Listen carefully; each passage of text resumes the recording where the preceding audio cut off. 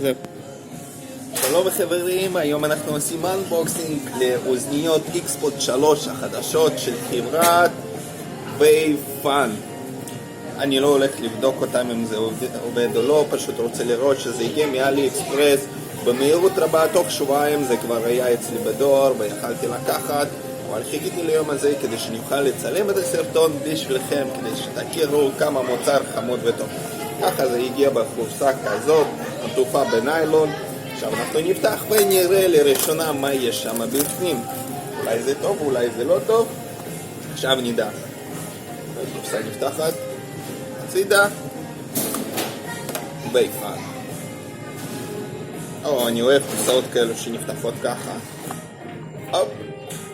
מה יש לנו בפנים? בפנים יש לנו אוזניות עצמם בתוך קופסת הטעינה. גייד, יוזר גייד, לא צריך. מה זה, אני לא זוכר. זה רק נראה לי כבל של טעינה. כן, סך הכל זה כבל טעינה, USB-C, שימו לב. והגומיות לאוזניות אלו. סט של אוזניות. בואו נסתכל מה יש בפנים, זה קצת באבק, קצת מוזר, אבל נראה ללא שריטות, חדש. חיבור ל-USB-C מאחורה. ונסתכל על אוזניות. הנה, מה מיוחד באוזניות האלו?